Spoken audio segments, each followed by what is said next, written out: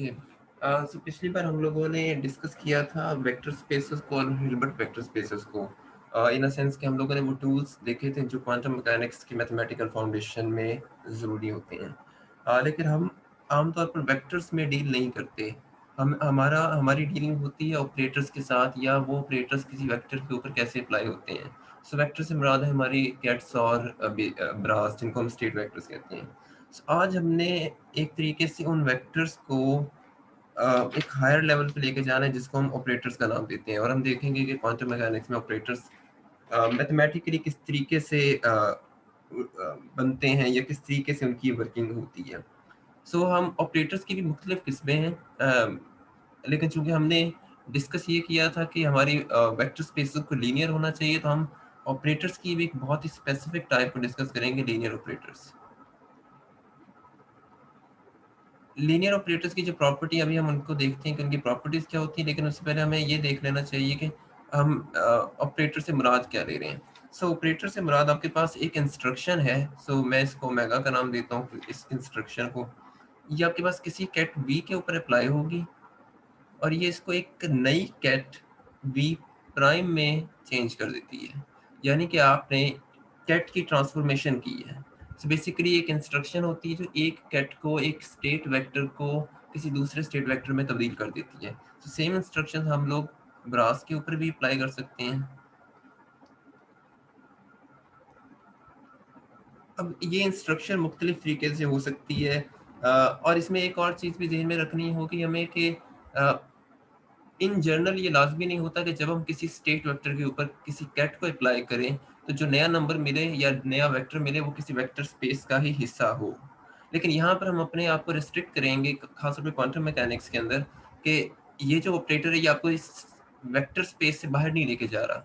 यानी जिस vector space का हिस्सा ये वेक्टर वी होगा, उसी वेक्टर स्पेस का हिस्सा ये वेक्टर वी प्राइम भी होगा। और सो यानी कि अगर हम इसको लिखना चाहें, for all v belongs to same vector space, और ये वेक्टर स्पेस रियल भी हो सकती है और ये कॉम्प्लेक्स भी हो सकती है।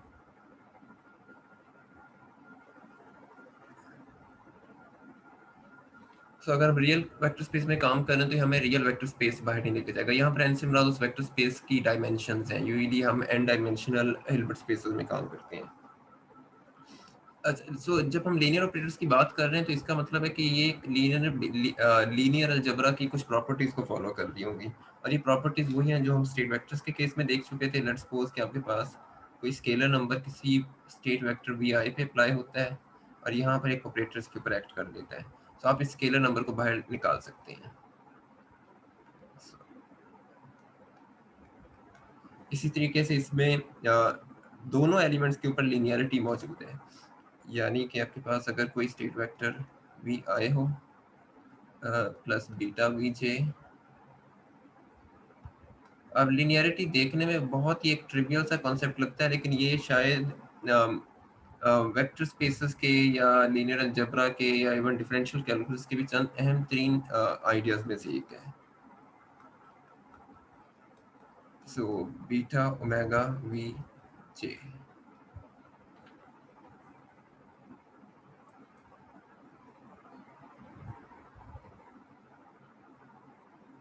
इसी तरीके से ये दोनों कंडीशन हम लोग ब्रा वेक्टर्स के ऊपर भी अप्लाई कर सकते हैं।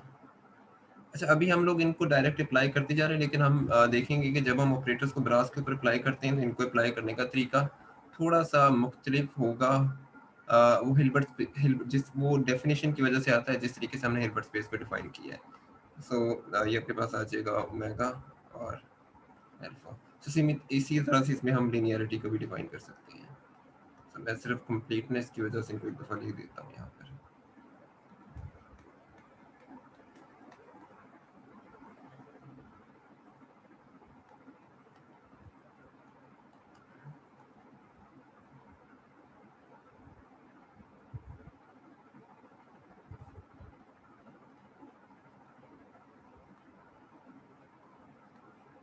तो ये हमारे पास 4 कंप्लीटनेस रिलेशंस हैं लीनियर ऑपरेटर्स के। अब हम इनकी ना एक मिसाल देख लेते हैं, इन्हीं इन्हीं इंस्ट्रक्शंस की जो हम लोगों ने अभी डिस्कस की है, यूजुअली जो सबसे आसान मिसाल हमारे पास मौजूद है किसी भी ऑपरेटर की, वो आइडेंटिटी ऑपरेटर होता है। सो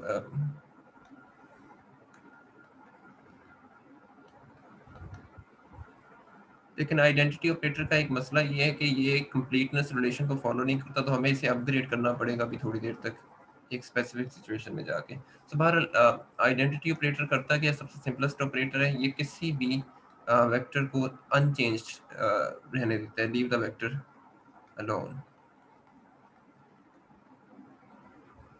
सो अगर आप इसे किसी वेक्टर v के ऊपर अप्लाई करें तो कैट सेम ही आपके पास रहेगा फॉर ऑल कैट्स,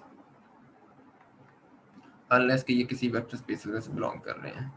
सो इसी तरीके से इनको किसी ब्रा के ऊपर भी अप्लाई किया जा सकता है,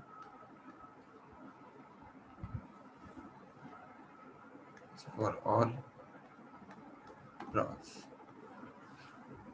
अब हम थोड़ा सा एक इंटरेस्टिंग ऑपरेटर देखते हैं जिससे हमारा वास्ता क्लासिकल मैकेनिक्स में भी और क्लासिकल वेक्टर्स में भी पड़ता है। उसको हम डिफाइन फिलहाल मैं करता हूँ और थ्री स्पेस में।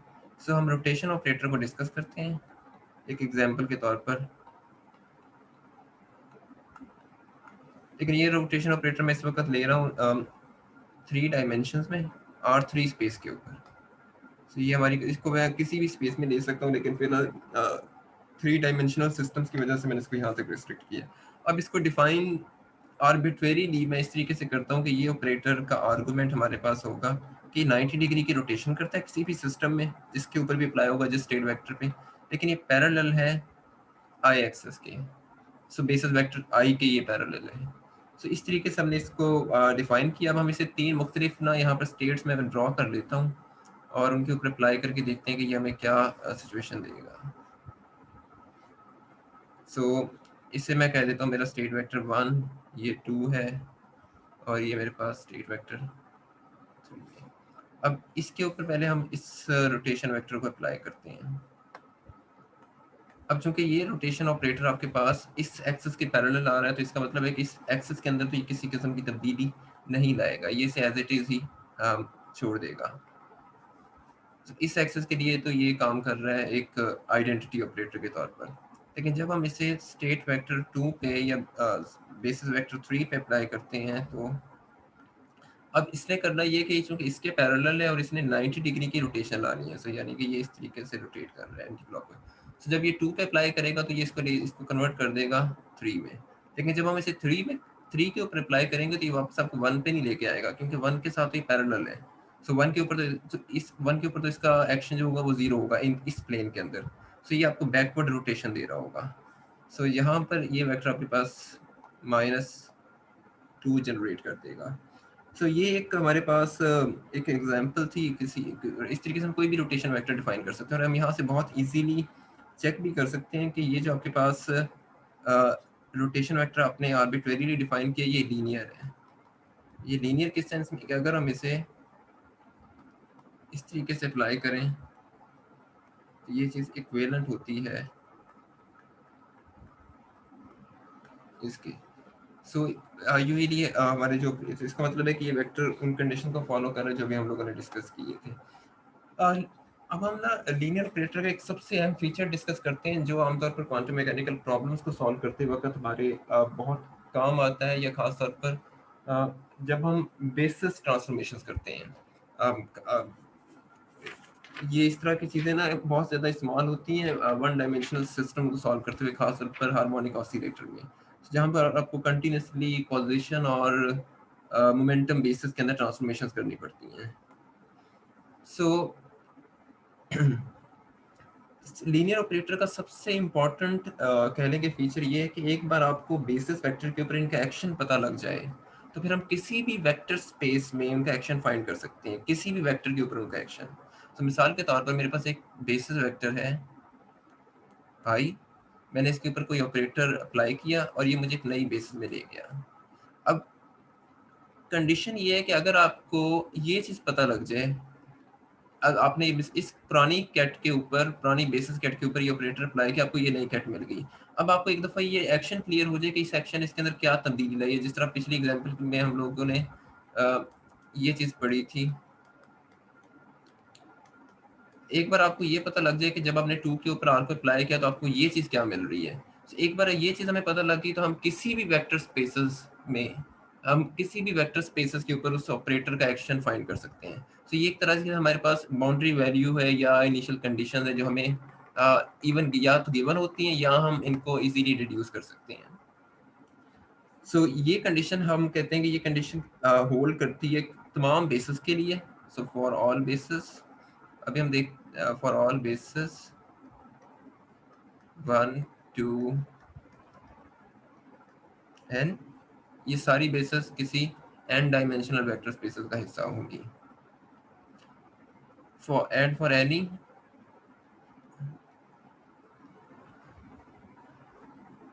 वेक्टर स्पेस, इस वेक्टर स्पेस इस सॉरी इस फॉर एनी स्टेट वेक्टर, इस स्टेट वेक्टर को हम लोग एक्सपेंड कर लेते हैं vi i। सो अब इस स्टेट के ऊपर हम अप्लाई करते हैं हमारा ऑपरेटर।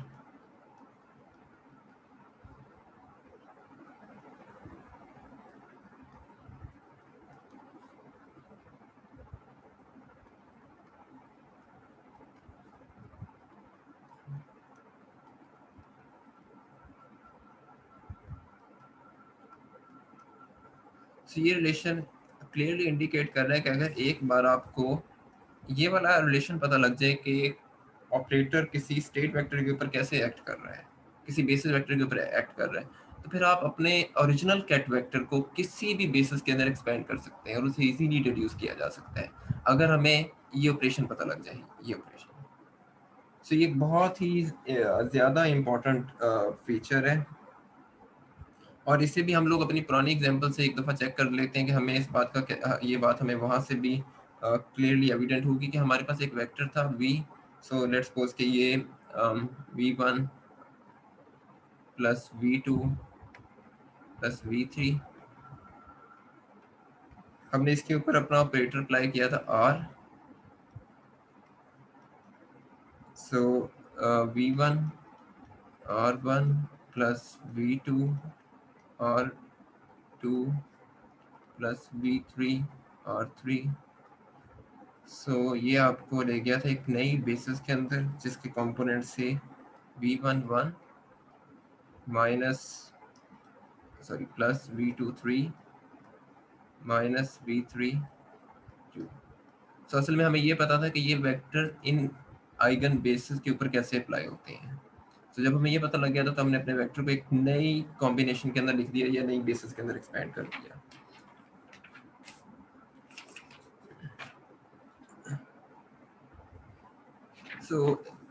इसके बाद हम ऑपरेटर्स का एक और फीचर देख लेते हैं। हम इसको मैथमेटिकली डिराइव नहीं करेंगे, ये क्वांटम, ये जेटली की बुक में काफ़ी अच्छे तरीके से किया, पर शायद हार्मोनिक ऑसिलेटर करते वक्त सर इसको खुद करवाएं। कम्यूटेशन रिलेशंस, कम्यूटेशन रिलेशंस हमारे पास आते हैं वेक्टर्स के प्रोडक्ट से, सॉरी ऑपरेटर्स के प्रोडक्ट से। अगर हमारे पास किसी स्टेट वी के ऊपर दो ऑपरेटर्स अप्लाई हो रहे हों, लैम्डा और ओमेगा, तो ये चीज़ आपके पास इसके बराबर होगी और इसको हम ऐसे लिख सकते हैं लैम्डा। अच्छा, यहाँ पर आप देख सकते हैं कि मैं इस ऑपरेटर को उठा के इस पे स्टेट के अंदर ले गया हूँ। असल में हम ऑपरेटर को एक तरीके से अंदर नहीं लेके गए, ये एक नई एक डिफरेंट आइगन कैट है। ये आइगन कैट ये है कि जैसे ही आपने इस स्टेट के ऊपर इस ऑपरेटर को अप्लाई किया तो इसका जो भी नया एक्शन आया उसके अंदर कोई आइगन वैल्यू आई होगी, वो जो भी इसके जो भी आपके पास इक्वेशन बनती है।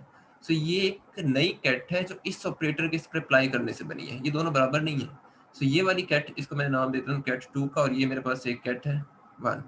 जो कैट 2 है ये असल में कैट 1 के ऊपर इस वेक्टर का ऑपरेशन है। हमने सिंपली इसको उठा के अंदर नहीं लेके गए। इन द सेंस कि अगर मेरे पास कोई चीज़ ऐसे लिखी हो मैं इसको ऐसे नहीं लिख सकता। अगर मैं यहाँ पर दोनों तरफ ऐसे मुराद ऑपरेटर ले रहा हूँ, इसका मतलब है कि ये एक नई आइगन कैट है, ये पहले वाली आइगन कैट नहीं है। आमतौर पर इसको ऐसे लिखा जाता है, लेकिन इस चीज़ में इस चीज़ का ध्यान रखना अहम है कि ये डिफरेंट कैट्स हैं यहाँ पर। सो इन प्रोडक्ट्स का ऑपरेटर्स हमारे पास बहुत ही ज़्यादा इम्पोर्टेंट होता है। सो जिसकी वजह से हमारे पास कम्यूटेशन रिलेशन आते हैं। हम इनकी डेरिवेशन नहीं करेंगे कि ये रिलेशन यहाँ से हम ड्राइव कैसे कर सकते हैं, लेकिन बहरहाल ये फीचर बहुत ज़्यादा एविडेंट है। मिसाल के तौर पर अभी जो हमने एक ऑपरेटर डिफाइन किया था पाई/2 आई, और एक नया डिफाइन कर लेते हैं पाई/2 जे है। इन जनरल लाजमी नहीं होता कि दो चीज़ों का दो चीज़ों का कम्यूटेटर जीरो हो। तो मिसाल के तौर पर जैसे ये आपके पास ऑपरेटर्स हैं, इनका कम्यूटेटर जीरो नहीं होगा।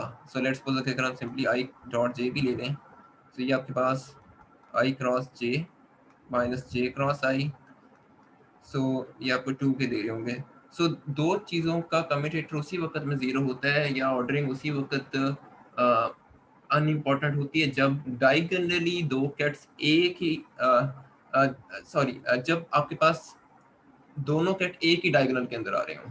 इसे हम लोग अभी मैट्रिक्स नोटेशन में जाके मैं इसको दोबारा क्लियर करूंगा।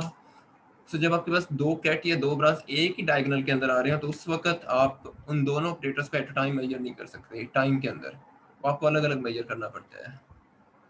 बहरहाल प्रोडक्ट से हमारे पास दो बहुत इंपॉर्टेंट फार्मूलाज आते हैं। अगेन इसकी डेरिवेशन भी आप लोग चेक कर सकते हैं, खुद कर सकते हैं, काफ़ी इंपॉर्टेंट डेरिवेशन है इनकी। सो ये रिलेशंस मुझे नहीं आइडिया कि डॉक्टर रफ़ी फार्मूला शीट में ये देंगे या नहीं देंगे, लेकिन बहरहाल ये याद रखने बहुत ही एक तरीके से फ़ायदे में है अगर ये याद रह जाए तो। सो ये सिंपली चेन रूल्स हैं ऑपरेटर्स के। आपके पास तीन वेक्टर्स हैं, ओमेगा लैम्डा थीटा। इस दफ़ा इनका ऑर्डर चेंज कर लेते हैं, ओमेगा लैम्डा थीटा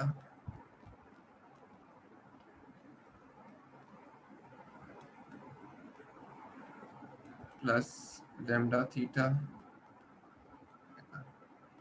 सो ये वेक्टर्स के प्रोडक्ट्स के दो आइडेंटिटीज हैं। सो ये सिर्फ चेन रूल्स हैं, जिस तरीके से डेरिवेटिव्स के चेन रूल्स लिए जाते हैं। अच्छा, एक तीसरी चीज ऑपरेटर्स केस में बहुत इंपॉर्टेंट है। अगर इन ऑपरेटर्स को किसी वेक्टर स्पेस का हिस्सा होना है, तो वो इनका आइडेंटिटी ऑपरेटर है कि वेक्टर्स को जब उनके इन्वर्सर से मल्टीप्लाई किया जाए तो वो आपको कोई आइडेंटिटी यील्ड करें। सो यानी कि लेट्स सपोज कि अगर मैं ओमेगा को ओमेगा इनवर्स से मल्टीप्लाई करूं, तो आपके पास आइडेंटिटी ऑपरेटर आना चाहिए, या ये रिलेशन ऐसे हो करना चाहिए। लेकिन अहम बात यह है कि इन जनरल हर ऑपरेटर का इन्वर्स एग्जिस्ट नहीं करता। कुछ स्पेसिफिक वेक्टर्स हैं जिनके इन्वर्सेस एग्जिस्ट करते हैं, हर ऑपरेटर का इन्वर्स क्वांटम मैकेनिक्स में एग्जिस्ट नहीं करता। तो हमें इस चीज़ का ध्यान रखना पड़ता है कि जो हम ऑपरेटर ले रहे हैं, क्या उसका इन्वर्स एग्जिस्ट करता भी है या नहीं। इन्वर्स एग्जिस्ट करने से मुराद ये है कि जब उसे ओरिजिनल ऑपरेटर से मल्टीप्लाई किया जाएगा तो क्या वो आइडेंटिटी ऑपरेटर देगा या नहीं देगा। सो ये एक थ्योरम है, बहुत इंपॉर्टेंट थ्योरम है। अम, आप लोग इसको ड्राइव करने की, इसको प्रूव करने की ट्राई कर सकते हैं कि अगर मेरे पास थ्योरम की स्टेटमेंट ये है कि अगर ऑपरेटर में किसी स्टेट वेक्टर v पे अप्लाई करूँ तो ये आपको जीरो कैट देगा। ये कंडीशन इम्प्लाई करती है कि स्टेट वेक्टर जीरो के बराबर है, देन इस हालत में इन्वर्स एग्जिस्ट कर सकता है, वरना नहीं। कि अगर मैंने किसी स्टेट वेक्टर v के ऊपर किसी ऑपरेटर को अप्लाई किया और आपके पास जीरो मिला गया है, तो इसका मतलब है कि आपका ओरिजिनल स्टेट वेक्टर जीरो के बराबर था। अगर ये कंडीशन होगी तो फिर उसका इन्वर्स एग्जिस्ट करेगा, वरना नहीं करेगा। ये थ्योरम है, इसको इसको डिराइव किया जा सकता है। ये तक मेरे ख्याल में ये शंकर की बुक में भी है, और शायद जेटली की बुक में भी है इसका प्रूफ। बाकी ऑपरेटर्स में हमारे पास यूएल जो डेफिनेशंस हैं वो होल्ड करती हैं।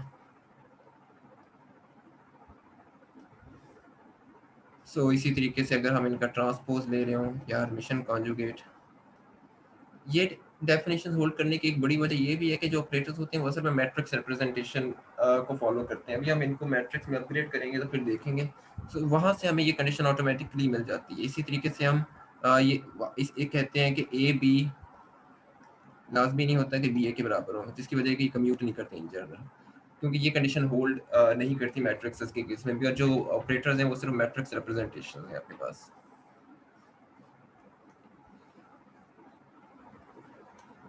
अब हम इनके मैट्रिक्स एलिमेंट फाइंड करते हैं।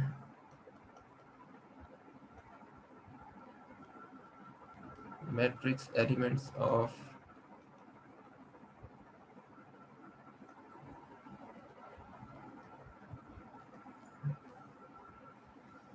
linear operators। हमने लीनियर वेक्टर स्पेसेस के केस में ये देखा था कि अगर आपके पास कोई भी कैट वेक्टर वी हो तो हम इसे n ट्यूपल ऑफ नंबर के जरिए एक्सपेंड कर सकते हैं, यानी इसकी n डायमेंशंस हो सकती हैं। सो ट्यूपल से मुराद एक सीक्वेंस होती है या एक ऑर्डर्ड लिस्ट होती है जिसमें n नंबर ऑफ एलिमेंट्स आ रहे हों। इन n ट्यूपल नंबर्स को इनके कंपोनेंट्स कहा जाता है। सो किसी वेक्टर को अगर n डायमेंशन के अंदर एक्सपेंड कर रहे हैं तो इसका मतलब है कि इसके n ट्यूपल्स हैं या n उसके कंपोनेंट्स हैं। लेकिन इसी तरीके से हम किसी भी वेक्टर को या इसी तरीके से हम किसी लीनियर ऑपरेटर को n स्क्वायर ट्यूपल के अंदर डिफाइन करवाएंगे, यानी कि इसके number of elements n by n होंगे। So, इन n बाय n एलिमेंट्स को असल में इसके मैट्रिक्स एलिमेंट्स कहा जाता है किसी भी ऑपरेटर के।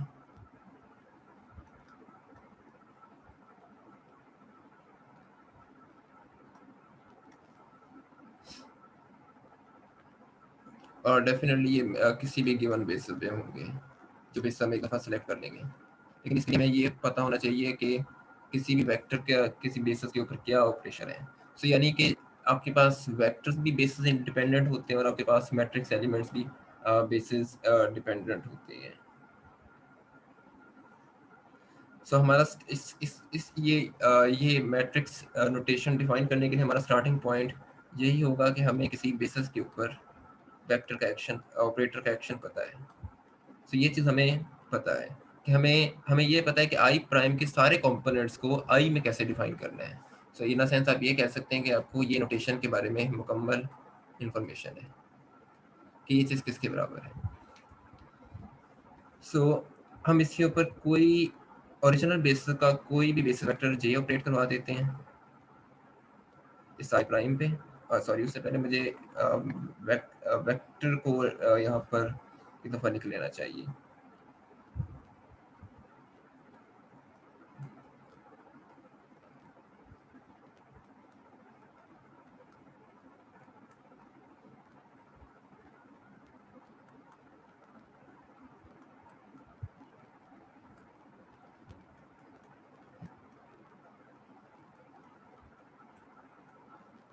I prime.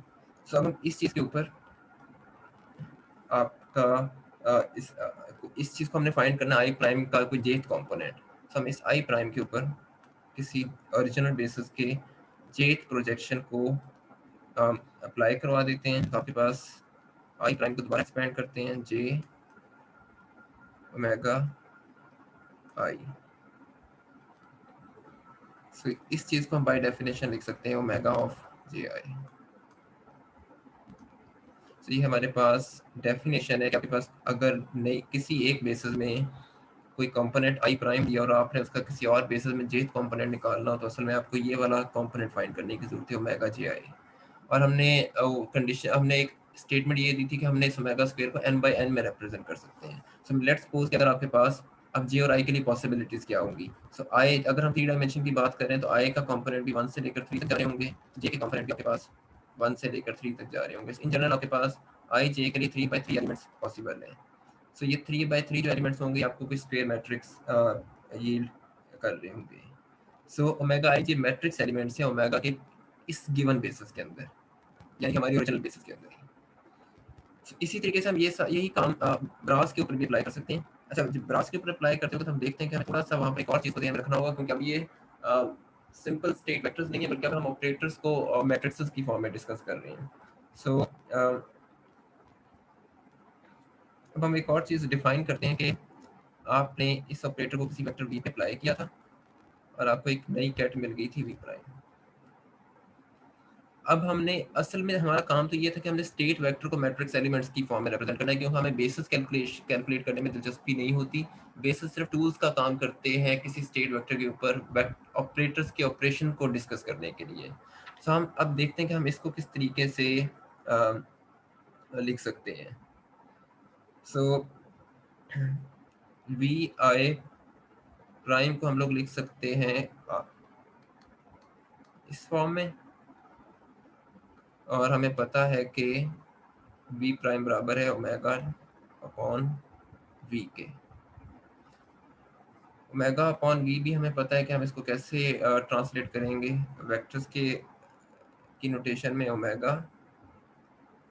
अब मैं यहाँ पर एक नई बेसिस ले रहा हूँ जे, क्योंकि अगर मैं बेसिस यहाँ पर आई लूँगा तो ये मुझे सिर्फ आइडेंटिटी ऑपरेटर यील्ड करेगा और उसमें आपको सिर्फ डायगोनल एलिमेंट्स मैट्रिक्स के मिलेंगे, ऑफ डायगोनल एलिमेंट्स कैलकुलेट नहीं कर सकते। हम इसको एक नई बेसिस में एक्सपेंड कर रहे हैं।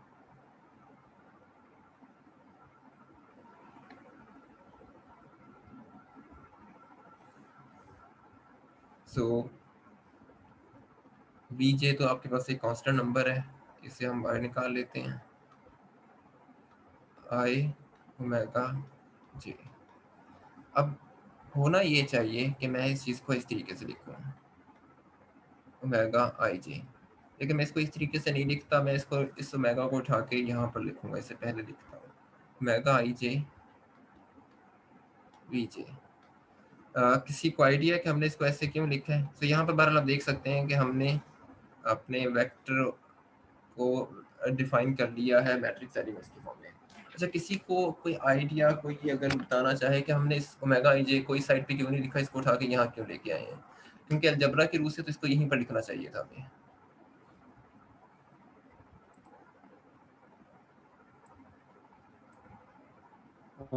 क्योंकि ये हम इसको वो हर्मिशियन अज्यूम करते हैं इसलिए।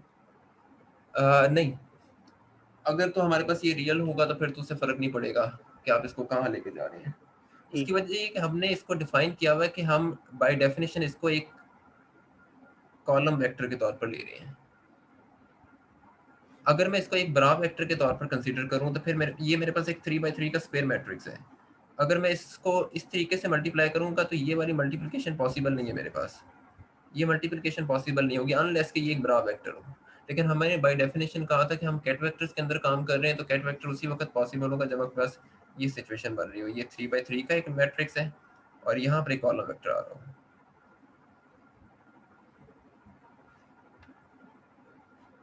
हो। वरना वो मैट्रिक्स का जो आपके पास मल्टीप्लिकेशन ऑर्डर होता है वो सेटिस्फाई नहीं होगा, आप मैट्रिक्स मल्टीप्लिकेशन नहीं कर सकेंगे। इस चीज़ का आपने इसमें सिर्फ यही ध्यान रखने की जरूरत है कि आप ओरिजिनली ब्रास में काम कर रहे हैं या आप ओरिजिनली कैट वेक्टर्स में काम कर रहे हैं। अगर आपने डिफाइन ये किया है कि आपका ये वाला वेक्टर ब्रा वेक्टर है, लेट्स सो अगर मैं इस चीज़ में काम कर रहा हूँ तो फिर मैं सॉरी फिर मैं एक्सप्रेशन लिख सकता हूँ इस तरीके से, लेकिन कॉलम वेक्टर्स के लिए मैं इसको नहीं लिख सकता क्योंकि देन मल्टीप्लिकेशन पॉसिबल नहीं होगी।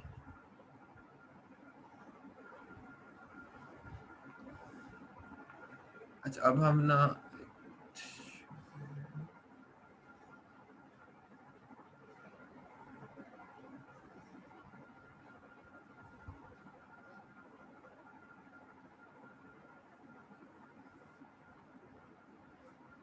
F V J are the components, इधर लिख देता हूँ, are the components of bra vectors.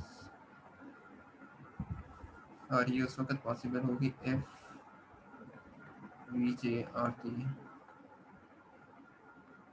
components column vectors।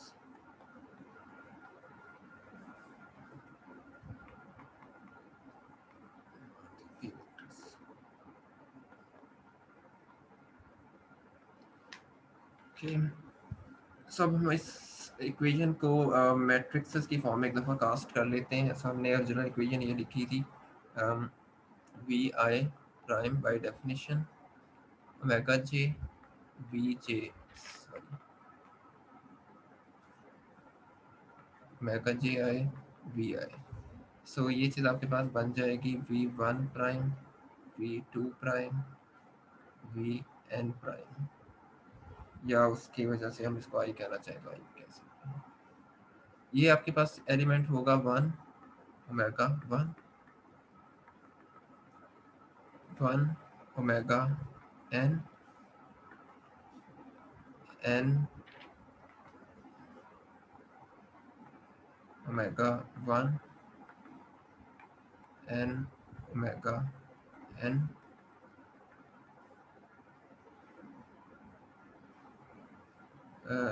v1 v2 तो यहाँ पर आपके पास जो कोई भी एलिमेंट है, जैसे मैं ये बता रहा है कि न्यू बेसिस में आई की प्रोजेक्शन आई के ऊपर क्या बन रही है, एन के ऊपर आई की प्रोजेक्शन क्या आ रही है। सो बेसिकली आपको प्रोजेक्शंस बता रहे हैं। तो हम ये कह सकते हैं कि पहले कॉलम के अंदर जितने भी एलिमेंट्स आ रहे हैं वो पहले ट्रांसफॉर्म्ड बेसिस वेक्टर के एलिमेंट्स हैं किसी गिवन बेसिस के अंदर। सो यानी कि इस एलिमेंट को मैं ऐसे लिख सकता हूँ, ये असल में मुझे ये बता रहा है कि 1 प्राइम ये वाली चीज़ क्या है। सो अगर मुझे ये चीज़ पता होगी तो फिर मैं इनका बाकियों के ऊपर प्रोजेक्शन भी फाइंड कर सकता हूँ। इसी तरीके से जेथ कॉलम रिप्रेजेंट कर रहा है जेथ बेसिस वेक्टर की इमेज, लेकिन ये इमेज उस वक्त की है जब ओमेगा एक दफ़ा अप्लाई कर जाएगा। सो ओमेगा अप्लाई करने के बाद किसी भी जेथ कॉलम के अंदर जो एलिमेंट्स हैं वो जेथ बेसिस वेक्टर को रिप्रेजेंट कर रहे होंगे। सो इसी चीज़ को हम लोग हाइजेनबर्ग की मैट्रिक्स मैकेनिक्स का नाम देते थे। हम देखते हैं कि उसने आपके सिंपल ऑपरेटर्स को मैट्रिक्सेस के थ्रू एक सॉल्व सिस्टम को सॉल्व करने का तरीका दिया था। तो हम एक दफ़ा ना इसको दोबारा से इस चीज़ को देखते हैं जो हमने अभी एग्जांपल की थी कि हम उसको अगर मैट्रिक्स में लिखना चाहें तो कैसे लिख सकते हैं। रोटेशन वाली एग्जांपल। सो रोटेशन वाली एग्जांपल में हमारे पास ये आ रहा था कि R11 1 R2 3 R3 -2।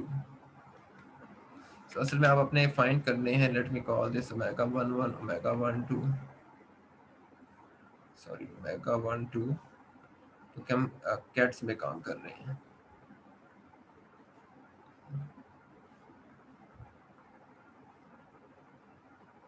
Three one 3 2 3 3। तो आपके पास ये वेक्टर बन जाएगा 1 0 0 0 0 1 0 -1 0। इस चीज़ को नाम देते हैं एक्शन का, कि किसी ऑपरेटर का एक्शन क्या है किसी भी गिवन बेसिस पे। सो जैसे यहाँ पर ये एलिमेंट ये बता रहा है कि थर्ड कैट वेक्टर का सो के R3 ने इसके सॉरी कि आपके रोटेशनल ऑपरेटर R ने कैट 3 को -2 के अंदर कन्वर्ट कर दिया। ओरिजिनली यहाँ पर आना चाहिए था। सो ओरिजिनली आपके पास ये चीज़ बन रही थी 1 0 0 0 1 0 0 0 1, लेकिन अब आपको ये चीज़ मिल रही है R अप्लाई करने के बाद 1 0 0 0 0 1 0 -1 0। कि जब आपने इस स्टेट वेक्टर के ऊपर कोई भी ऑपरेटर अप्लाई किया तो उसने आपको ये नया स्टेट वेक्टर दे दिया, यानी कि आपने R3 को रिप्रेजेंट कर दिया in terms of a new basis vector जिसमें थर्ड एलिमेंट जीरो है। यहाँ पर थर्ड एलिमेंट नॉन जीरो है। तो ये रिप्रेजेंटेशन है डिफरेंट बेसिस के दरमियान इसकी।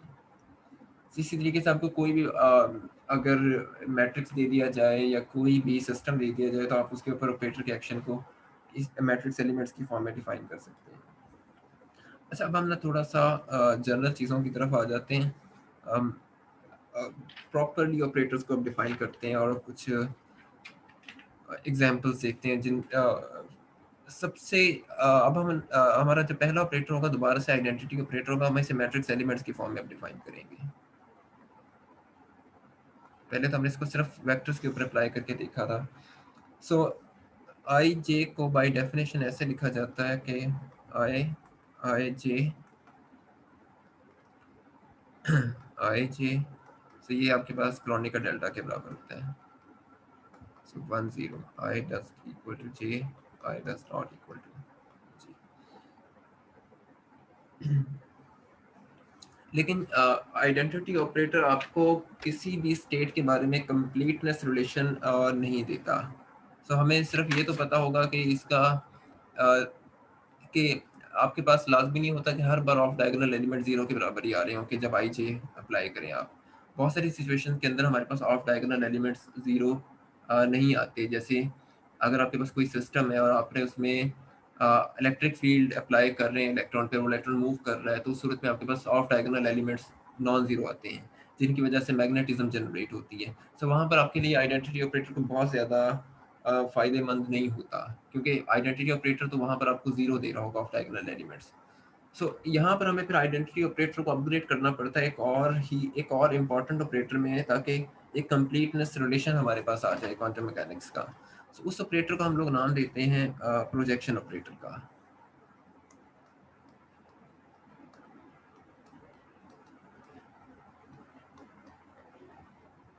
प्रोजेक्शन ऑपरेटर हैमिल्टोनियन ऑपरेटर के बाद तकरीबन सबसे ज़्यादा इस्तेमाल होने वाले ऑपरेटर्स में से एक है नॉन रिलेटिविस्टिक क्वांटम मैकेनिक्स में।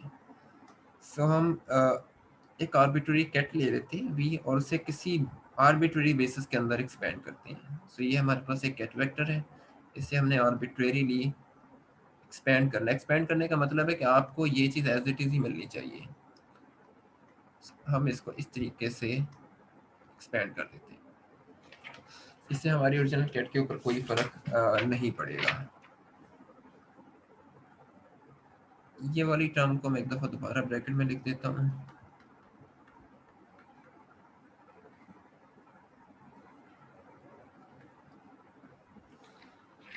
हमें पता है बाय डेफिनेशन कि ये चीज़ आई के बराबर होनी चाहिए आइडेंटिटी ऑपरेटर के। सो लेकिन असल में हमें ये बता क्या रहा है, ये हमें आई के ऊपर आई की प्रोजेक्शन डिस्क्राइब कर रहा है। सो जब आपने इस आई को इस वेक्टर आई के वी के ऊपर अप्लाई किया, सो देन एक न्यू बेसिस के अंदर इसकी प्रोजेक्शन क्या आ रही है, उसी बेसिस के किसी दूसरे कंपोनेंट के ऊपर इसकी प्रोजेक्शन क्या आ रही है। तो यहाँ पर आई की जगह कोई और एलिमेंट भी हो सकता था। मिसाल के तौर पर हम इसको अभी हम इस अभी इसको हम इस तरीके से भी लिख सकते थे कि लेट्स सपोज आई सॉरी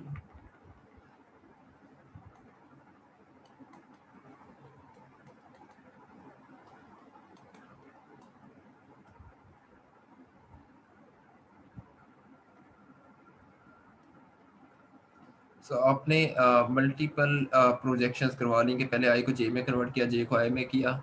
इस तरीके से एक तरीके से इंटरमीडिएट स्टेट्स हैं किसी भी वेक्टर के एक्सपेंशन की। तो बहरहाल यहाँ पर हमें बाय डेफिनेशन पता लग रहा है कि ये आइडेंटिटी तो है, लेकिन असल में ये प्रोजेक्शन है। जैसे यहाँ पर पहले आई की जे के पर प्रोजेक्शन, देन जे की जे पे, देन जे की दोबारा से आई पर। असल में ये आई की आई के ऊपर ही प्रोजेक्शन है।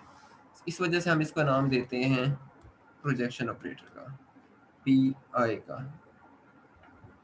सो ये आपके पास किसी कैट आई के लिए प्रोजेक्शन ऑपरेटर कहलाता है, और ये कंप्लीटनेस रिलेशन है हमारे पास आइडेंटिटी ऑपरेटर्स का, या इवन के ऑपरेटर्स का, क्योंकि ये आइडेंटिटी को सम ओवर प्रोजेक्शंस की फॉर्म में रिप्रेजेंट कर रहे हैं। जब हम आइडेंटिटी की बात करते हैं तो फिर हम आइडेंटिटी को सिर्फ इसी तरीके से लिखेंगे। सो आई 1 1 plus 1 2 plus 1 sorry 2 2 plus 3 3। Otherwise बाकी जितने भी नंबर एलिमेंट्स होंगे वो आइडेंटिटी नहीं दे रहे होंगे, वो जीरो दे रहे होंगे या कुछ भी दे रहे होंगे। तो आप उनको सम और प्रोजेक्शन की फॉर्म में रिप्रेजेंट नहीं कर सकते।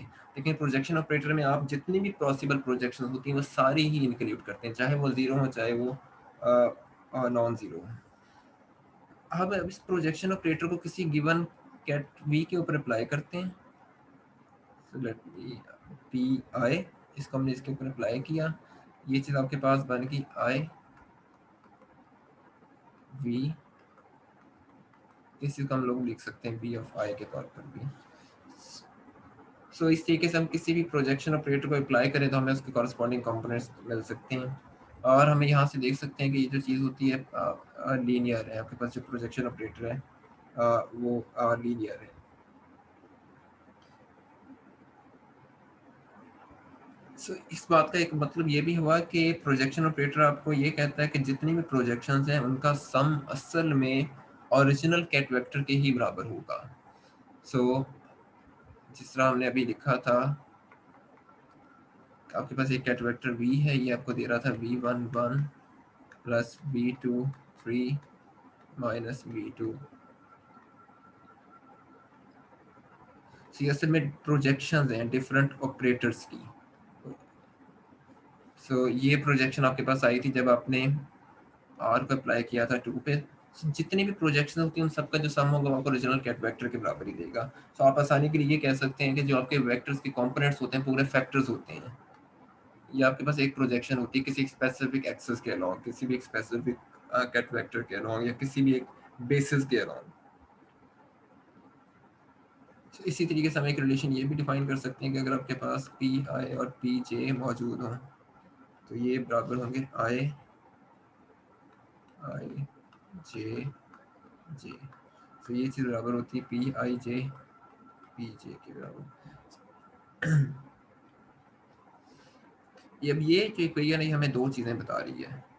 एक तो ये बता रही है कि जब आपने एक दफ़ा आई बेसिस वेक्टर के अलोंग वी के वी को बाहर निकाल लिया, सो बेसिकली पी आई क्या चीज़ है, किसी बेसिस वेक्टर आई के अलोंग वी का कोई कंपोनेंट है। तो जब आपने एक दफ़ा वो कंपोनेंट बाहर निकाल लिया तो उसके बाद आप जितनी दफ़ा मर्जी वेक्टर्स को अप्लाई करते जाए कोई फ़र्क नहीं पड़ेगा, प्रोजेक्शन सेम रहेगी। तो जैसे इस केस में आपने अगर एक दफ़ा इस कंपोनेंट को बाहर निकाल लिया, अब आप जितनी दफ़ा आप इसके ऊपर प्रोजेक्शन ऑपरेटर मर्जी अप्लाई करें ये कंपोनेंट तब्दील नहीं होगा, ये एज इट इज़ ही रहेगा।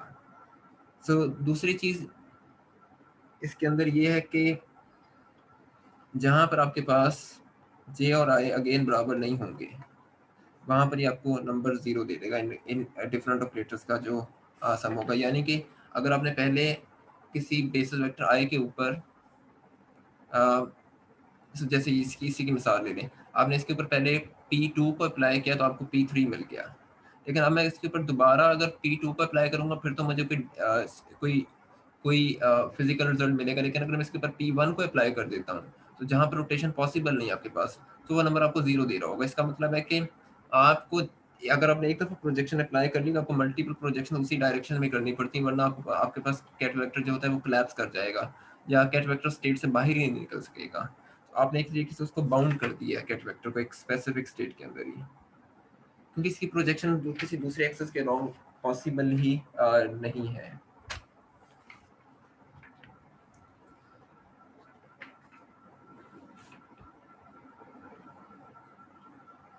अच्छा,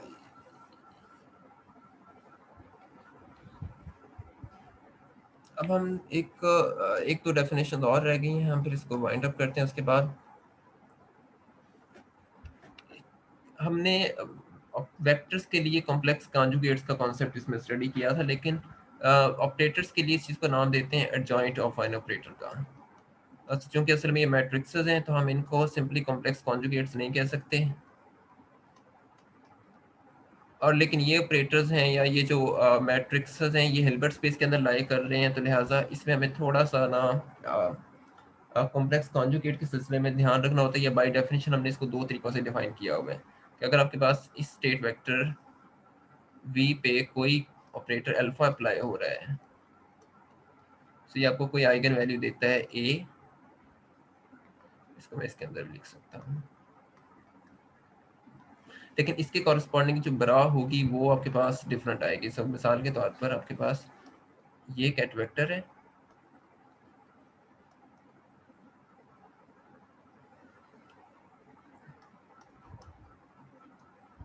अब आपको जो ए लिखना होगा वो आप ए जो होंगे वो इसको अगर मैं इसको एक और ज़्यादा सिंपल कर दूं नोटेशन को तो एक मिनट सॉरी हम इसको ऐसे लिख सकते हैं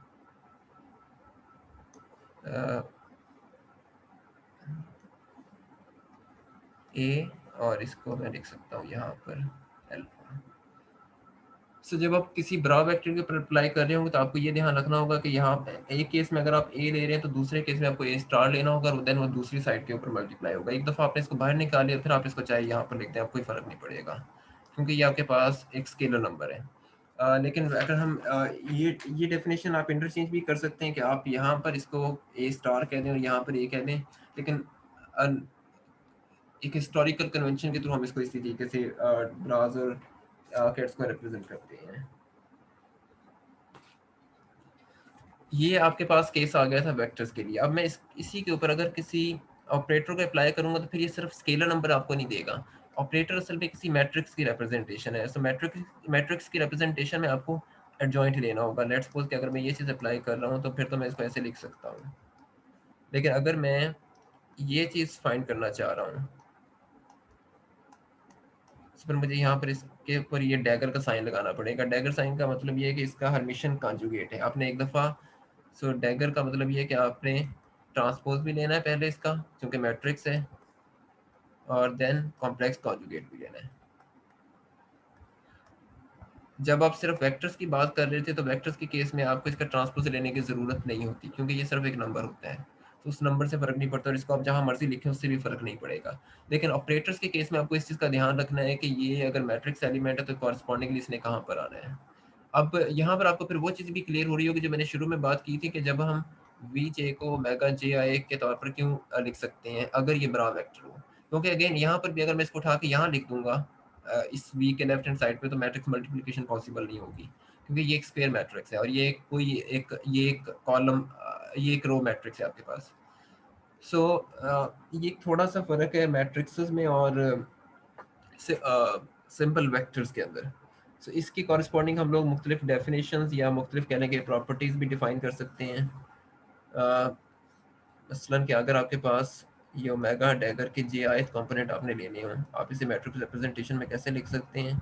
जे ओमेगा डैगर आई, इस चीज़ को उठा के मैं यहाँ ले आता हूँ तो ये बन जाएगा ओमेगा जे बाय डेफिनेशन, और ये आई आ गया आपके पास। इस पूरी क्वांटिटी को मैं इस तरीके से लिख सकता हूँ, जे मेगा सॉरी स्टार, यानी कि इस बात का एक और मतलब ये भी हुआ कि जे ओमेगा आई स्टार। हम कह सकते हैं कि ओमेगा डैगर असल में बराबर है ओमेगा स्टार के। यानी कि असल में आपको किसी भी ऑपरेटर का कॉम्प्लेक्स कॉन्जुगेट ही लेना होगा या उसे ट्रांसपोज कॉन्जुगेट लेना होगा।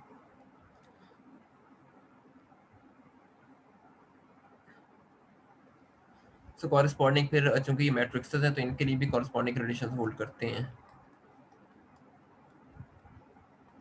बाय द वे ये एक बहुत इंपॉर्टेंट ट्रिक है इस रिलेशन को शो करने की, या मुख्तलिफ जगहों पर देखेंगे कि इसका क्या हमें मॉरल फायदे वगैरह होंगे।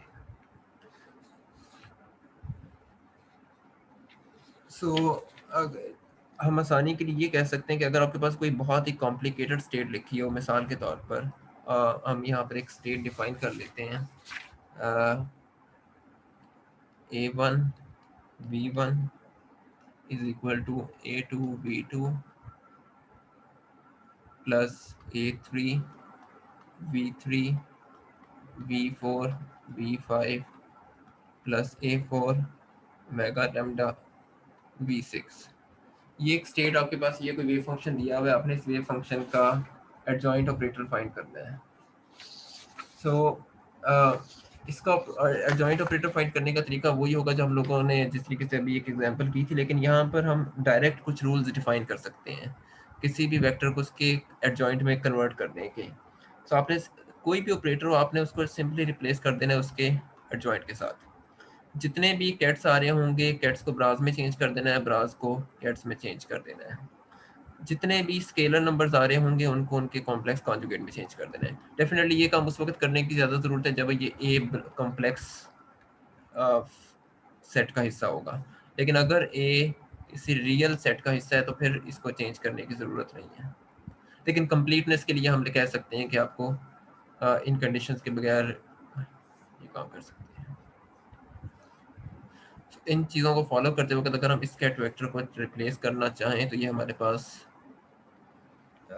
बन जाएगा V1 A1 star V2 A2 star. Reverse करना शुरू कर देते हैं कैट्स को और ब्रास को, V5 over V4 V3 A3 plus V6। यहाँ पर आपको उनके डैगर्स लेने होंगे, sorry lambda dagger, omega dagger और A4। इस तरीके से हम किसी भी कॉम्प्लिकेटेड वेक्टर स्पेस को, किसी भी कॉम्प्लिकेटेड वेव फंक्शन को एडजॉइंट में कन्वर्ट कर सकते हैं। ये हमारे पास जनरल रूल है।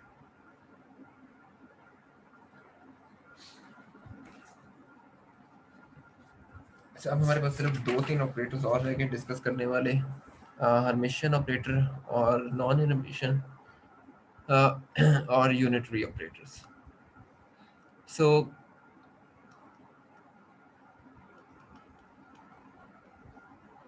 हर्मिशियन, नॉन हर्मिशियन,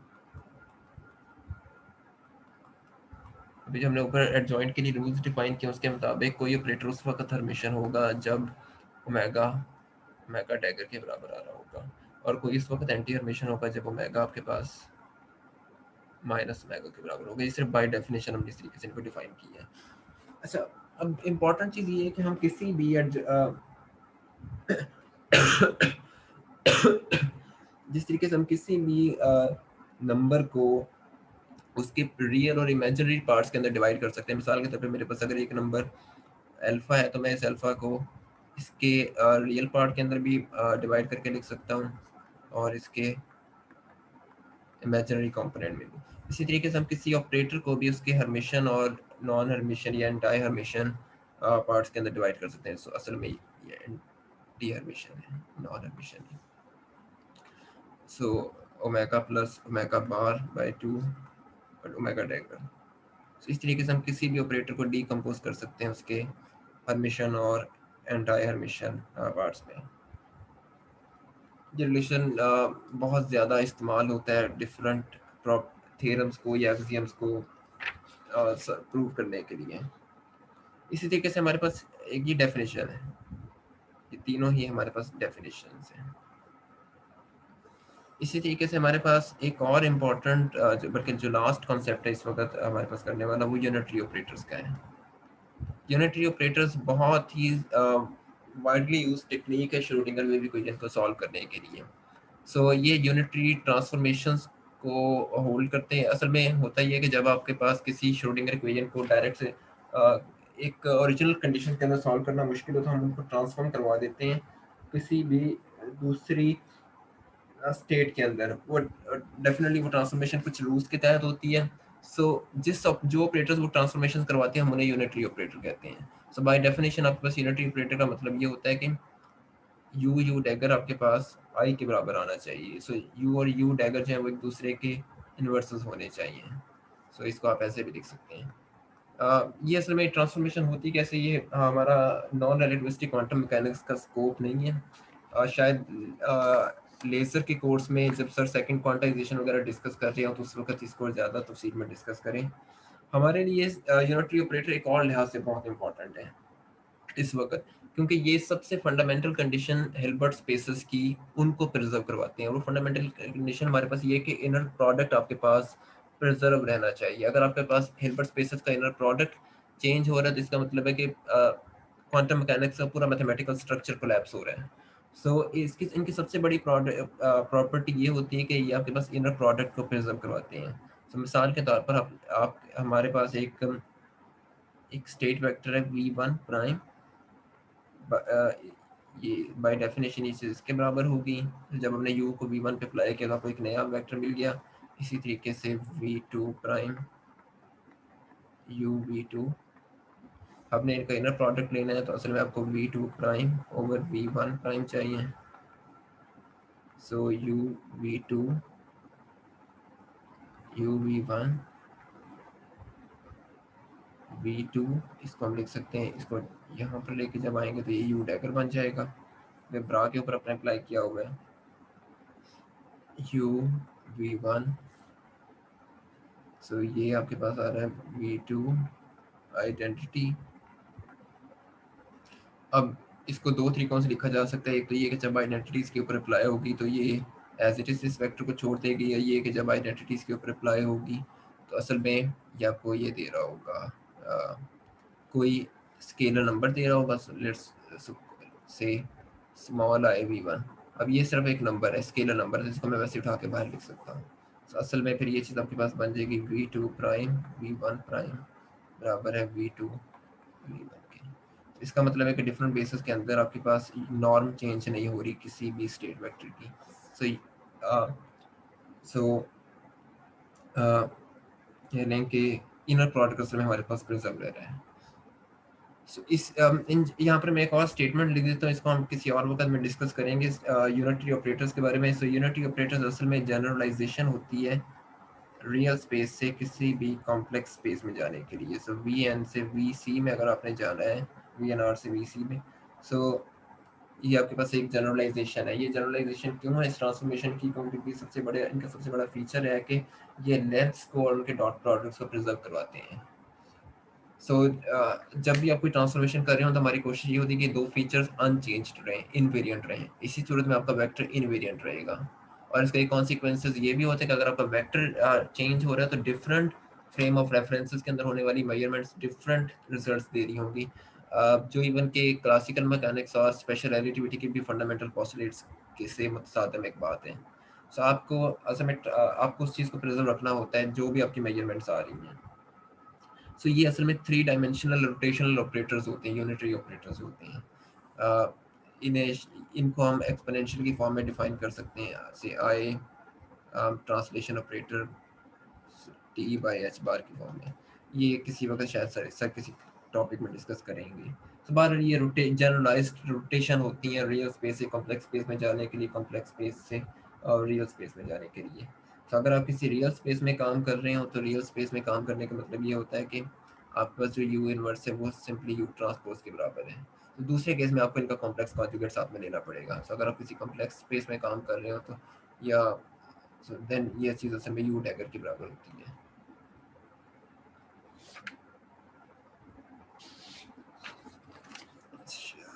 लास्ट में हम एक और थ्योरम ड्राइव कर लेते हैं, प्रूव कर लेते हैं और फिर इसको वाइंड अप करते हैं। वो थ्योरम आपके पास यही है कि जो यू डैगर यू होता है ये आइडेंटिटी के बराबर होता है। तो इसको बहुत इजीली हम लोग वेरीफाई कर सकते हैं। तो हम स्टार्ट करते हैं आइडेंटिटी ऑपरेटर से। सो आई आई जे आई बाय डेफिनेशन जे। अब हमने इसको एक्सपेंड कर देते हैं किसी और बेसिस के अंदर, नई बेस आई यू डैगर के के यू जे। हम इस के को बीच में इंट्रोड्यूस इसलिए करवा सकते हैं क्योंकि ये हमारे पास प्रोजेक्शन ऑपरेटर है पी ऑफ के, और ये आपको वन दे रहा है। इस केस में ये वन के बराबर है। प्रोजेक्शन ऑपरेटर का आउटर प्रोडक्ट भी कहा जाता है कुछ टेक्स्ट बुक्स के अंदर। तो बहर ये जो चीज़ आपके पास बन गई है, और चूंकि के दो दफ़ा आ रहा तो हम के के ऊपर डबल सम ले सकते हैं आइंस्टाइन समेशन कन्वेंशन के अकॉर्डिंग। सो ये बन गया यू आई के डैगर यू के जे। सो अगर हम इसको लिखना चाहें तो हम इसको